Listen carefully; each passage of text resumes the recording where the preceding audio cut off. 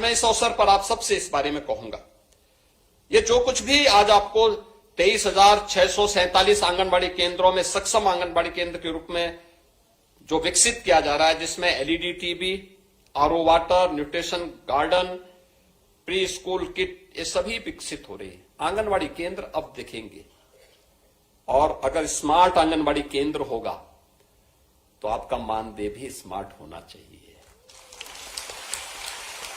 चाहिए ना। और इसी के लिए हम लोग आज आए हैं बोलने के लिए कि मैंने विभाग से कह दिया है, अति शीघ्र ये ट्रेनिंग कराओ और मानदेय का प्रस्ताव प्रस्तुत करके बड़ा समारोह करके इन लोगों के मानदेय को अभी से प्रारंभ करिए, जिससे अति शीघ्र इनको एक मानदेय प्रारंभ हो जाए। सम्मानजनक मानदेय मिलना चाहिए। सम्मानजनक मतलब न्यूनतम मानदेय की गारंटी मिलनी चाहिए। हम लोगों ने प्रारंभ किया है, आप देखना, इसी अप्रैल से हम लोग पहले जितने भी आउटसोर्स कार्मिक हैं उनके लिए हम लोगों ने कारपोरेशन गठित किया है। पहले क्या होता था, ये जितने आउटसोर्सर कंपनियां थी ज्यादातर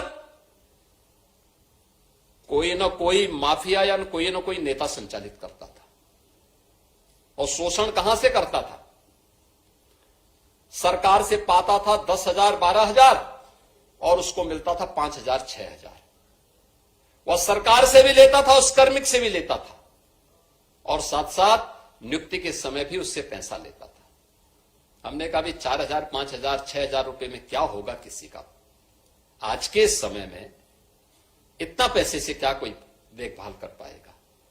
और विभाग को बुला के मैंने बहुत सख्ती से कह रखा है, हर हाल में इसको लागू करो। अप्रैल से मैं चाहूंगा कि इस व्यवस्था को लागू करने की तैयारी करो। अब हम कारपोरेशन को आगे बढ़ा रहे हैं, शोषण मुक्त व्यवस्था बनाएंगे, सम्मानजनक मानदेय अपने कर्मचारियों को देंगे। जो प्रदेश के हित में काम करेगा, प्रदेश के बचपन को संवारेगा, प्रदेश के विकास में भागीदार बनेगा, राज्य सरकार उसके साथ खड़ी होगी, उसको सम्मानजनक जीवन जीने के लिए आगे बढ़ने का अधिकार देगी। और इसके लिए मैं आप सभी आंगनबाड़ी कार्यकर्ती बहनों से कहूंगा, एक बड़ी जिम्मेदारी आपके ऊपर है। यद्यपि आपकी कार्यनिष्ठा पर कोई संदेह नहीं, क्योंकि जब इस संकट में प्रदेश था, हम लोगों ने कोरोना जैसी चुनौतियों को झेला है। और उस समय मैं देखता था बड़े से बड़े लोग पस्त थे, बहुत सारे लोग बहाना कर देते थे, लेकिन तब भी मैं देखता था कि आप लोग घर घर स्क्रीनिंग के कार्यक्रम के साथ सरकार के अभियान को आगे बढ़ाने का काम है। तीन तबके को तो मैंने अपनी आंखों से देखा है, क्योंकि मैं भी निकला था। प्रधानमंत्री जी जब फील्ड में उतरे थे तो मैं भी उतरा था, और हम लोगों ने जिले जिले में जाकर के देखा था। मैं किसी भी गांव में जाता था, क्योंकि अक्सर होता है कि हम लोगों के कार्य जनपद मुख्यालय पर या ब्लॉक मुख्यालय, तहसील मुख्यालयों तक सीमित होता है।